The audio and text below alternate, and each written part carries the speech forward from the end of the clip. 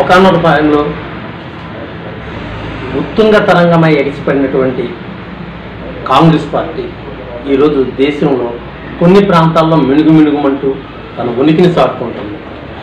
అదేవిధంగా ఆంధ్రప్రదేశ్కి వచ్చేసరికి ఇది ఒకప్పుడు కంచుకోట.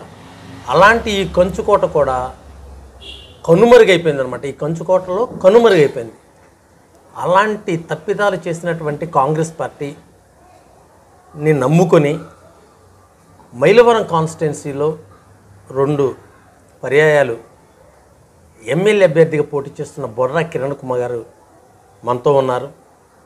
ఆయన ధైర్యం, ఆయన స్థైర్యం, ఆ పట్టుదల, ఆ పార్టీ ఆయనకి ఏం మేలు చేస్తుందని ఈ పార్టీ మీద నమ్మకంతో పోటీ చేస్తున్నారు. ఆయన్నే అడిగి తెలుసుకుందాం. నమస్కారం సార్. మీ నేపథ్యం చెప్పండి. 1989 నుంచి నేను రాజకీయాల్లో క్రియాశీలకంగా ఉన్నానండి. యూత్ కాంగ్రెస్ అధ్యక్షుడిగా 89 నుంచి నాది రాజకీయ జీవితం ప్రారంభమైంది. ఎందుకంటే మా ఫాదర్ కూడా రాజకీయ నేపథ్యం కలిగిన వాళ్ళే. MPP, vice MPP, ZPTC member, society ప్రెసిడెంట్గా ఆయన 89 నుంచి 2005 వరకు ఆయనే రాజకీయాల్లో ఉన్నారు. అనుబంధంతోనే నేను ఇంట్లో రోజు మరి రాజకీయం ఇవన్నీ చూసి నాకు కూడా ఒక రాజీవ్ గాంధీ అంటే, ఇందిరాగాంధీ అంటే ఒక ఇష్టంతో కాంగ్రెస్ పార్టీతో ప్రయాణం స్టార్ట్ అయింది 89 నుంచి. అలా 89 నుంచి స్టార్ట్ అయిన తర్వాత మా ఫాదరు ఆయన కొద్దిగా ఆధ్యాత్మికంగా రాజకీయాన్ని తప్పుకునే సమయంలో నేను 2005 సంవత్సరంలో, అప్పుడు చిన్నమలంగడ 2004 సంవత్సరంలో ఆయన ఎమ్మెల్యే గారు. నేను ఇక్కడ సొసైటీ అధ్యక్షులుగా, ఇబ్రహీంపట్నం కోఆపరేటివ్ సొసైటీ ఒక పెద్దది సొసైటీ అధ్యక్షులుగా ఫస్ట్ నేను కంటెస్ట్ చేశానండి. అధ్యక్షులుగా గెలిచానండి. ఆ తర్వాత 3 పర్యాయాలు కూడా నేను సొసైటీ అధ్యక్షులుగా పనిచేశాను. 15 సంవత్సరాలు సొసైటీ అధ్యక్షులుగా పనిచేశాను. ఆ తర్వాత 2013లో ఆనాటి ముఖ్యమంత్రి కిరణ్ కుమార్ రెడ్డి గారు నాకు మార్కెట్ కమిటీ చైర్మన్, అంటే రాజగోపాల్ గారు నాకు కావాలని చెప్పి మార్కెట్ కమిటీ మైలవరం చైర్మన్గా మరి నియోజకవర్గ స్థాయి పదవి అది నాకు ఇచ్చారండి. అప్పటి నుంచి కంటిన్యూగా కాంగ్రెస్ పార్టీలో ఉన్నాను. కాంగ్రెస్ పార్టీలో ప్రస్థానం అలా కొనసాగుతూ ఉంది. ఈ మధ్యకాలంలో వైఎస్ షర్మిల ఆంధ్రప్రదేశ్ PCC పగ్గాలు చేపట్టడానికి వచ్చిన సందర్భంలో మనం గన్నవరం నుంచి ఒక జన ప్రభంజనాన్ని మనం చూసాం. ఈ జన ప్రభంజనం అంతా కూడా రానున్న రోజుల్లో కాంగ్రెస్ జెండా రెపరెపల సిహనం అనుకోవాలా, ధనం ద్వారా జన బలం అనుకోవాలా? స్వచ్ఛందంగానండి. ఎందుకంటే మా రాజశేఖర రెడ్డి గారి కుమార్తె జగన్మోహన్ రెడ్డి గారు జైల్లో ఉన్నప్పుడు ఆనాడు 3000 కిలోమీటర్ల దాకా పాదయాత్ర చేసి ఈ వైఎస్ఆర్సీపీ పార్టీని నిలబెట్టిందే షర్మిలారెడ్డి గారు అండి, వైఎస్ షర్మిలారెడ్డి గారు. మరి ఇంకొక 1 ఇయర్ ముందర వస్తే కాంగ్రెస్ పార్టీ ఇంకా బ్రహ్మాండంగా ఉండేది.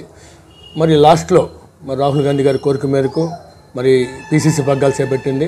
కాంగ్రెస్ పార్టీని మళ్ళీ పునర్వైభవం తీసుకురావాలని చెప్పేసి కంకణం కట్టుకొని మరి అక్కడ ఇరుపులపై నుంచి శ్రీకాకుళం వరకు కూడా, ఇచ్చాపురం వరకు కూడా ప్రతి పట్టణం, ప్రతి గ్రామం మొత్తం టచ్ చేసి పార్టీని కృషి చేస్తున్నారు అభివృద్ధి కోసం. మరి అలాంటప్పుడు ఇప్పుడు మనకి ఆంధ్రప్రదేశ్లో కాంగ్రెస్ పార్టీ అనేది కనిపించకుండా పోవటానికి వాళ్ళు చేసిన తప్పులు కొన్ని ఉన్నాయి. ఆంధ్రప్రదేశ్ విభజన అనేది అనైతికంగా జరిగిందనేది అందరికీ తెలిసిన విషయం. ఆంధ్రులు అందరూ కూడా జీర్ణించుకోలేక ఆ పార్టీని భూస్థాపితం చేశారు. అలాంటి బ్యాడ్ షేడ్స్ ఉన్నటువంటి ఈ ప్రభుత్వం మళ్ళీ జనాల యొక్క అభిమానాన్ని చూరగొంటుందని మీరు ఎలా అనుకుంటున్నారు? అంటే అనైతికంగా అయితే చేయలేదండి. ఒక CPM తప్ప ఈ రాష్ట్రంలో ఉన్న అన్ని పార్టీలు, చంద్రబాబు గారు కానీ, వైఎస్ఆర్సీపీ కానీ, మిగతా పార్టీలు అన్నీ కూడా ఆ రోజు విభజన కావాలని అడిగారు. కాకపోతే విభజన సమయంలో లాస్ట్లో ఒక 1 ఇయర్ బ్యాక్ ముందు విభజన చేసేసి ఈ ఆంధ్రప్రదేశ్కి ఏం కావాల్సిన వనరులు, తెలంగాణ ఏం కావాల్సిన వనరులు చేస్తే బాగుండేది. దాంట్లో చిన్న పొరపాటు జరిగింది. దానికి మేము మూల్యం చెల్లించుకుంటున్నాం. మరి ఆ రోజు విభజన సమయంలో ఉన్న నాయకులందరూ కూడా ఎంపటి ట్రాన్స్ఫర్ అయిపోయారు వైఎస్ఆర్సీపీకి. దానివల్ల పార్టీ ప్రభావం తగ్గిందే కానీ ఆ నాయకులందరూ ఉంటే కూడా, మా పార్టీలో ఉంటే మళ్ళీ పార్టీ మంచి పొజిషన్లో ఉండేది. మరి ఇక్కడే ఉండి, ఇక్కడే సంపాదించుకొని, ఇక్కడే పెరిగి మాలాంటి చిన్నోళ్ళు మిగిలిపోయాం, ఒరిజినల్ కార్యకర్తలు మిగిలిపోయాం. కానీ ఎవరైతే పెద్ద స్థాయి పదవులు తీసుకున్న అందరూ కూడా వైఎస్ఆర్సీపీకి, టీడీపీకి అట్లా వెళ్ళడం వల్ల కొంచెం పార్టీ దెబ్బతిన్నమాట వాస్తవాలండి. అదే ఇప్పుడు పెద్ద నాయకులు ఎవరైతే ఉన్నారో, కిరణ్ కుమార్ రెడ్డి గారు కానివ్వండి, అలాగే పెద్ద వాళ్ళు ఉన్నారు, వాళ్ళందరూ కూడా జంప్ అయిపోయారు. మీరు మీ స్థాయి వాళ్ళు మాత్రమే ఆ పార్టీని అంటిపెట్టుకుని ఉండడంలో ఆంతర్యం. ఇప్పుడు వాళ్ళకి పదవులు కావాలండి. నాకు రాహుల్ గాంధీ గారు అంటే ఇష్టం. ఇందిరాగాంధీ గారు ఈ దేశం కోసం ఆమె ప్రాణత్యాగం చేసింది. రాజీవ్ గాంధీ గారు ఈ దేశం కోసం ప్రాణత్యాగం చేశారు. అలాంటి పార్టీ అంటే ఇష్టం నాకు. అందుకని ఈ పార్టీలో నేను గెలుస్తానో గెలవనో ప్రజలు తెలుసు. అంటే 2019లో పోటీ చేశాను. ఆనాడు అసలు పరిస్థితులు బాగోలా. ఇప్పుడు పరిస్థితులు బాగున్నాయి. ప్రజలు అంటే ఇప్పుడు ఎట్లా ఉందంటే అంత ధన ప్రవాహం, అధికార బలం, అలాగే ధనబలంతోనే ఇప్పుడు అన్ని పార్టీలు నడుస్తున్నాయి. ప్రజలు మార్పు కోరుకుంటున్నారు. కిరణ్ గెలిపియాలి అని అనుకుంటే ప్రజలు వేస్తే నేను మళ్ళీ ఎమ్మెల్యే కూడా గెలవచ్చండి. నేను ఓకే. అలాగే మన ఇప్పుడు మైలవరం నియోజకవర్గంలో ఒక శ్రీమంతుడు, సామాన్యుడు రూపంలో ఉన్న అతి శ్రీమంతుడు, చాలా భయంకరంగా ధనాన్ని బలగాన్ని ఉపయోగించి గెలవటానికి ప్రయత్నాలు చేస్తున్న దిగ్గజాల మధ్య మీరు గెలుద్దామని ఏ ధైర్యంతో పార్టిసిపేట్ చేస్తున్నారు? ఇప్పుడు మీరు తెలంగాణలో ఒక ఎన్నికల ముందులో 6 నెలల ముందు మీరు తెలంగాణలో చూశారు. మునుగోడులో 3వ స్థానం 3,000 ఓట్లు వచ్చినాయి మనకి మునుగోడులో, అక్కడ కాంగ్రెస్ పార్టీకి. అవును. అలాంటి 3,000 3వ స్థానంలో ఉన్న కాంగ్రెస్ పార్టీ రేవంత్ రెడ్డి గారు అధికారంలో తెచ్చారు లేదా? తీసుకొచ్చారు కదా అక్కడ. అలాంటి స్ఫూర్తి కూడా తెలంగాణలో ఉన్న ప్రజలకు ఉన్న స్ఫూర్తి, అలాంటి స్ఫూర్తి ఇక్కడ ప్రజలు కూడా కలిగి మార్పు కావాలని కోరుకుంటే అంటే ఇక్కడ అక్కడ ఉన్నటువంటి తెలంగాణ రాష్ట్ర విభజన జరిగిన తర్వాత వాళ్ళకి మిగులు బడ్జెట్తో వాళ్ళకి న్యాయం జరిగింది కాబట్టి వాళ్ళు పాజిటివ్గా రెస్పాండ్ అయ్యారు. ఆంధ్రప్రదేశ్లో ఆ సిచ్యువేషన్ లేదే. విభజన హామీలకి సెక్యూరిటీ కల్పించాలి, మనకి రాజ్యాంగబద్ధంగా సెక్యూరిటీ కల్పించాలి. పార్లమెంట్లో విభజన జరిగిందంటే ఆనాడు పార్లమెంట్లో అంటే అది 90% దానికి అంతా కూడా అన్ని హక్కులు కూడా చట్టబద్ధత కలిగినట్టేనండి. పార్లమెంట్లోనే జరిగింది. అందరూ పార్లమెంట్ సాక్షి జరిగింది. ఆనాడు 5 సంవత్సరాలు కాంగ్రెస్ పార్టీ ప్రత్యేక హోదా ఇస్తా అని చెప్తే వెంకయ్యనాయుడు గారు లేసి మా 10 సంవత్సరాలు కావాలన్నారు. అలాగే 2014 ఎన్నికల ముందులో నరేంద్ర మోడీ గారు తిరుపతి వచ్చారు. తిరుపతి వచ్చిన రోజు ఏమన్నారు ఆయన? నేను అధికారంలోకి వస్తే బాబు గారు కలిసి కూటమి గడపడి ఆ రోజు ఎన్నికల సభలో వెంకన్న సాక్షి గారు ఏం చెప్పారంటే, మేము అధికారంలోకి వస్తే 15 సంవత్సరాలు ప్రత్యేక హోదా ఇస్తాము, న్యూఢిల్లీ కన్నా అద్భుతమైన రాజధానిని ఇక్కడ అమరావతిలో చేస్తామని చెప్పన్నారు. అలాంటి నరేంద్ర మోడీ మాట తప్పాడు. అలాంటి చంద్రబాబు గారు మాట తప్పాడు. ఆ రోజు విపక్ష నాయకుడు ఉన్న ఆయన నాకు 25 మంది ఎంపీలు ఇస్తే నేను ఢిల్లీ మెడలు వంచి నేను ప్రత్యేక హోదా చేస్తాను. ఆయన ఢిల్లీ మెడలు ఈయన వంచారు. అట్లా అందరూ తప్పులు చేస్తారు. కానీ ఏంటంటే ఇక్కడ ఏంటంటే ప్రజల్లో ఏంటంటే ప్రజల్ని అంటే నేను విమర్శ చేయట్లా, వాళ్ళు ప్రలోభాలు పెట్టేసేసి ఓట్లు దండుకుంటున్నారే తప్ప దాంట్లో మేము కొద్దిగా వెనకబడి ఉన్నాం అంతే. అలాగే ఇప్పుడు ఏ పార్టీ చూసినా సరే కోట్ల రూపాయలు కుమ్మరించిందే అది అధికారాన్ని చేజిక్కించుకోవడం కూడా కష్టంగానే ఉంది. అవునండి, అవునండి. ప్రజల నాడిని పట్టి ఉచితాలని ఎర్రవేసి కంపల్సరీగా అధికారాన్ని చేజిక్కించుకోవడం కోసం ప్రయత్నాలు చేస్తున్నారు. దానిలో భాగంగా మీరు చంద్రబాబు గారు సూపర్ 6 అని మీరు సూపర్ 9 అని పెట్టారు. వాటిలో పనికి ఆహార పథకం అనేది ఒకటి ఉంది. అవునండి. ఆ పనికి ఆహార పథకం వల్ల చాలామంది రైతులు ఇబ్బంది పడుతున్నారు. ఎందుకంటే సరైనటువంటి పంట దిగుబడి టైంలో కూలీలు దొరక్క వీళ్ళందరూ ఎర్లీ మార్నింగ్ వెళ్ళిపోయి అక్కడ కూర్చొని ఏదో 1 గంట 2 గంటలు పనిచేసి ఆ విలువైన టైంని అక్కడ ఇది చేయటం వల్ల రైతు చాలా నష్టపోతున్నాడు. అలాంటి పథకాన్ని మీరు ఇంకా అభివృద్ధి చేస్తాను, ఇంకా డబ్బులు ఇస్తాను అంటే సొసైటీకి లాస్ కదా, దాన్ని ఎందుకు ప్రోత్సహిస్తున్నారు? అలాంటి ఇవాళ రైతులకి అంతా మిషనరీ వచ్చేసిందండి. ఉపాధి కూలీలకి పని దొరకట్లేదు. ఆ రోజు మన్మోహన్ సింగ్ గారు కానీ రాజశేఖర రెడ్డి గారు ఒక మంచి కాన్సెప్ట్తో ఉపాధి పథకం పెట్టారు. ఎందుకంటే వాళ్ళకి 200 రూపాయలు ఇస్తే ఏం సరిపోద్దండి, 400 రూపాయలు వేతనం ఇవ్వాలన్నమాట రాహుల్ గాంధీ గారు అన్నారు. 250 రోజులు 10 దినాలు అనుకున్నారు. వాళ్ళు చేయలేకుంటే మార్నింగ్ ఇప్పుడు పని చేయట్లేదంటే అక్కడ అధికారులు చేయాల్సిన బాధ్యత అధికారులకి, వాళ్ళకి హెడ్ ఎవరు ఉంటారు వాళ్ళకు ఉంటుంది. వాళ్ళు చేయట్లేదు, దాంట్లో వైఫల్యం ప్రభుత్వ వైఫల్యమే కదా. వీళ్ళు ఎవరైనా ఒక మన పనికి వస్తాం దగ్గర ఉంటే పని చేస్తారు, లేకపోతే కూర్చుంటాడు, చెట్టు కింద కూర్చుంటాడు. చేయాల్సిన బాధ్యత ప్రభుత్వం ఉంది, అక్కడ ఉన్న అధికారులు అండి. దాన్ని ఇంకొక వాదన కూడా వినిపిస్తుంది. దాన్ని ఏదైతే పనికి ఆహార పథకం ఏదో 100 రోజుల పని కల్పన అనేది రైతులకి అనుసంధానం చేస్తే ఒక బాగుంటుంది, అలా ఊరికే టైంపాస్గా చేయకుండా అనే వాదన కూడా రైతుల ద్వారా వినిపిస్తుంది. దాని విషయంలో మీరు ఏమన్నా మార్పులు చేర్పులు చేయడానికి అవకాశం? అంటే ఇది మీరు మంచి క్వశ్చన్ వేశారండి. ప్రతి రైతులకు కూడా దీనికి అనుసంధానం చేస్తే బాగుంటుంది. అయితే మేము కూడా మా అధిష్టానం దృష్టికి తీసుకెళ్తాం. ఎందుకంటే ఎన్నికల ప్రచారంలో ఇలా కొంతమంది రైతులు మా దృష్టికి తీసుకొచ్చారు అని మేము తీసుకెళ్ళి దాన్ని ఏమైనా మార్పులు చేర్పులు. ఎందుకంటే కేంద్రంలో అధికారంలో గ్యారంటీకి ఇండియా కూటమి రావటం ఖాయం, రాహుల్ గాంధీ గారు ప్రధాని అవుతారు. మేము మా శక్తి మించిన వరకు మా పీసీ అధ్యక్షుల వారికి ఇవన్నీ ఏదైతే ప్రచారంలో తిరిగిన తర్వాత ఏదైతే ప్రజల నుంచి మేము వినతి పత్రాలు కానీ ఏమేమి తీసుకున్నాం అవన్నీ కూడా ఆమె దృష్టిలో పెడతాం. వాళ్ళకి ఇక్కడ స్క్రీనింగ్ కమిటీ ఉంటుంది, వాళ్ళు అధిష్టానాన్ని తీసుకెళ్తారు. సరే, అలాగే మన నియోజకవర్గంలో అనేక రకాల సమస్యలు ఉన్నాయి.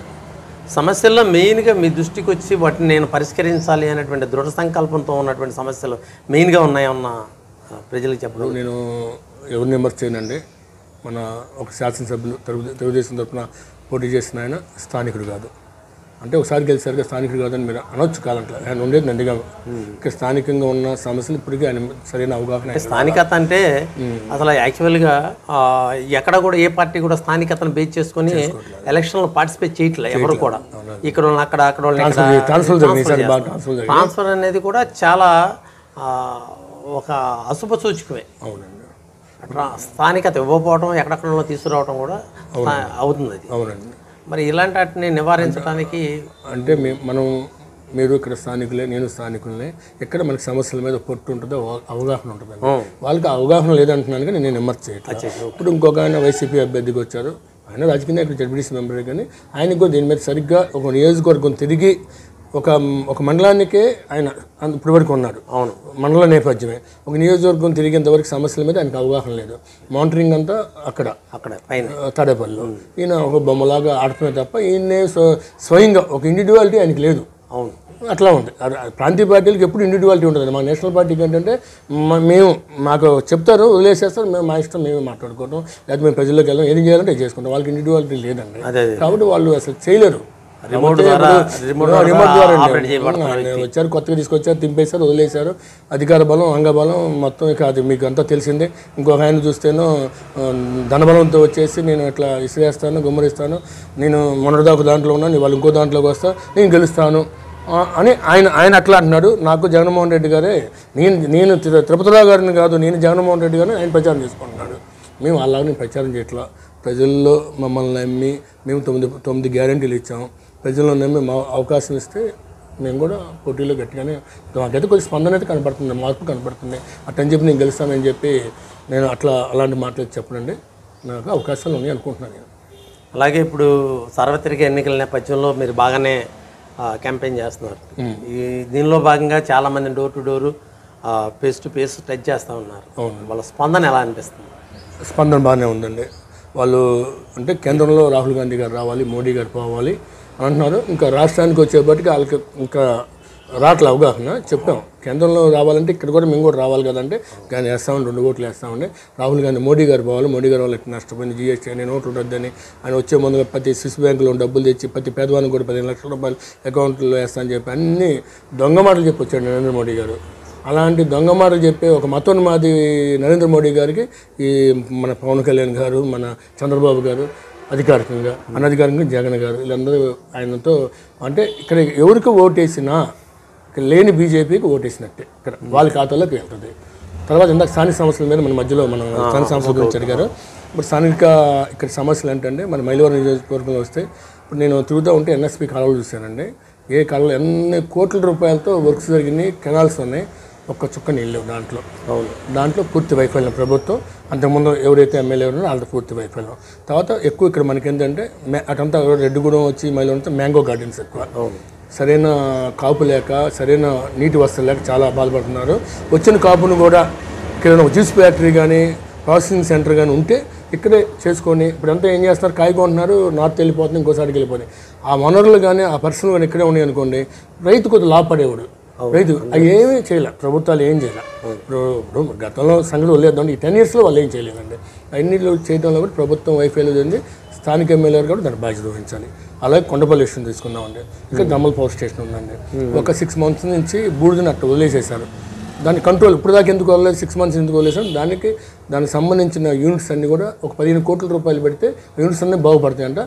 అందరు ఇక్కడ లోకల్ మేమంతా గొడవ చేసిన తర్వాత దానికి ఇప్పుడు ఏదో బడ్జెట్ పెట్టుకున్నారు. కొన్ని కోట్ల రూపాయలు ఫ్లై యాష్ మీద డబ్బులు వస్తున్నాయి. అంతమంది ఫ్లై యాష్ అనేది ఊరిని ఇస్తే తీసుకెళ్ళేవాళ్ళు. అదో పెద్ద మాఫియా, పెద్ద బిజినెస్ అయిపోయింది. కొన్ని కోట్ల రూపాయలు 100-150 కోట్లు సంవత్సరానికి వస్తుంది. 15 కోట్లు ఖర్చు పెట్టలేదా? అంటే ఎంతమంది ప్రజలతో ఆడుకోవాలా, ఎంతమంది ప్రజలను అనారోగ్యాలు గురి చేయాలా? ఆ బూడిద మన అందరిలో మీద చూస్తే రోజు 4 తట్ల బూడిద ఉంటుంది. మీరు ఒక్కసారి మీరు మధ్యాహ్నం పూట చూడండి, ఒక మంచు ఉంటుంది, మంచు వానలాగా అట్లా బూడిద వాన పడుతుంది. మరి దీని మీద ఏం చర్య తీసుకున్నారండి? నిన్న ఎమ్మెల్యే గారు చెప్పారంటే, మనం వచ్చినప్పుడు కొండపల్లిలో నిన్న ఆయన వచ్చారు ఎమ్మెల్యే గారు, నేను ఇమీడియట్గా దాని మీద యాక్షన్ తీసుకుంటాను, నాకు అధికారంలోకి వచ్చిన తర్వాత 6 నెలల నుంచి సంవత్సరం చెప్తున్నప్పుడు దాని మీద తీసుకోవాలి కదా. అంటే నేను ఏది విమర్శ కాదు. ఆయన ఏమంటారంటే నాకు పైన ఉన్నటువంటి అధిష్టానం నాకు సహకరించలేదు, లేకపోతే ఇవన్నీ చేసుకుంటూ వచ్చాను, ఆ లోపాన్ని పూడ్చుకుంటాకే నేను వేరే పార్టీకి వచ్చాను అంటున్నారు. ఇప్పుడు 2019లో ఆయన అన్నారు, అదే అన్నారు, అమరావతి రాజధాని అయితే నేను ఎప్పుడు ఇమీడియట్గా నేను పార్టీ రిజైన్ చేస్తాను అన్నారు. రాలేదు కదా. ఇది కూడా బొగట్టా అంటారు. అంటే బోగట్టాను కాదు, ఆయనకి లాస్ట్లో ఏమి నచ్చలేదో బయటకు వచ్చేసారు. ఎవరికైనా ఇష్టం. ఇవాళ ఇప్పుడు నేనైతే పార్టీని అంటు పెట్టుకున్నాను ఉన్నాను లేకంటే నాలాగా ఉండాలని నేను కోరుకోలేండి. ఎవరు పదవి అంటే అట్లా ఇవన్నీ అందరూ మారిపోతున్నారు కదా. పెద్ద పెద్ద వాళ్ళే కిరణ్ కుమార్ రెడ్డి గారు లాంటి వాళ్ళే కాంగ్రెస్ పార్టీ ఎక్కడ ఉన్నాను తీసుకొని ముఖ్యమంత్రి చేస్తే ఇవాళ మళ్ళీ కాంగ్రెస్లోకి వచ్చాడు, మళ్ళీ బీజేపీలోకి వెళ్ళిపోయి మధ్యలో పార్టీ పెట్టాడు. ఇక ఆయన అంతా చూస్తే వీళ్ళందరూ మామూలు సామాన్యులే కదా. ఆయన ముందు ఎంత వీళ్ళంతా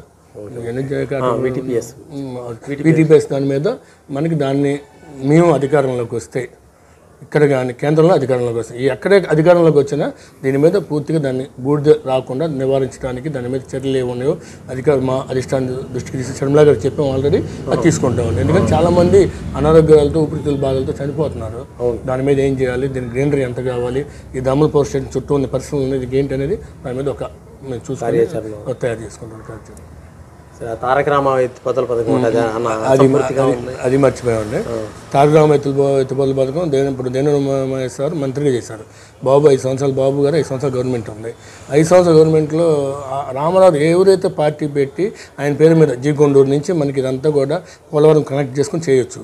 అలాంటి తారక రామారావు ఎత్తిపోతల పథకం పూర్తిగా నిర్వీర్యం చేశారు. పోలవరం నిర్వీర్యం చేశారు. పోలవరం మన రాజశేఖర రెడ్డి గారు ఎంత గొప్ప చేశాడు ఆయన.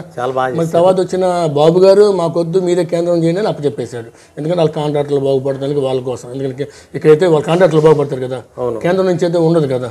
అట్లా తర్వాత వచ్చిన జగన్మోహన్ రెడ్డి గారు బాబు గారి ఫండాలో వెళ్ళిపోయాడు. అది అట్లా ఆగమైపోయిందండి. అంటే ఎంతమంది 72% పూర్తి చేస్తామని బాబు గారు అంటున్నాడు. మరి ఉందండి, మీకు తెలుసు కదండి. 70% చేశారంటే మట్టం కూడా 70% చేశారు. మరి మట్టం కూడా తప్ప మాఫియా కోసం 70% ఎక్కడ చేశారండి, ఎవరు చేశారు అంటే పూర్తి అవ్వలేదు అంటారు. అసలు పూర్తి కాలేదండి, పూర్తిగా చేయాలా.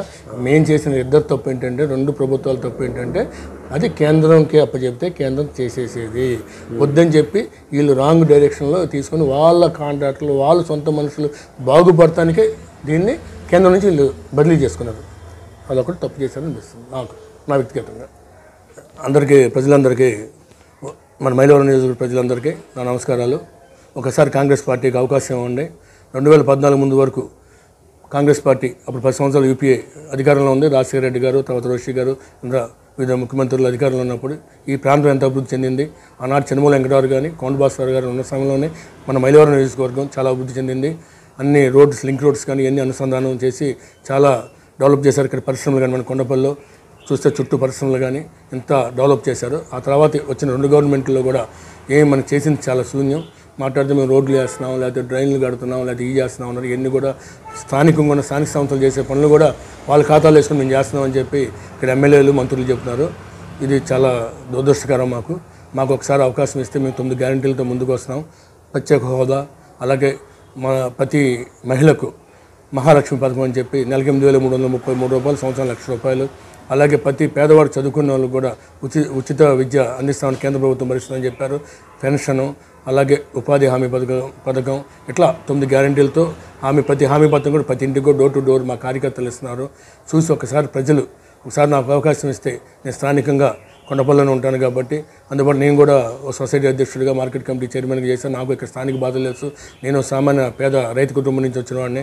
అలాగా అంగబలం, అధికార బలం, ధనబలం అయితే నా దగ్గర లేదు. కానీ నాకు ఒకసారి అవకాశం ఇస్తే మీకు అందరికీ అందుబాటులో ఉంటానని చెప్పి సెలవు తీసుకుంటాను. జై హింద్, జై కాంగ్రెస్ పార్టీ.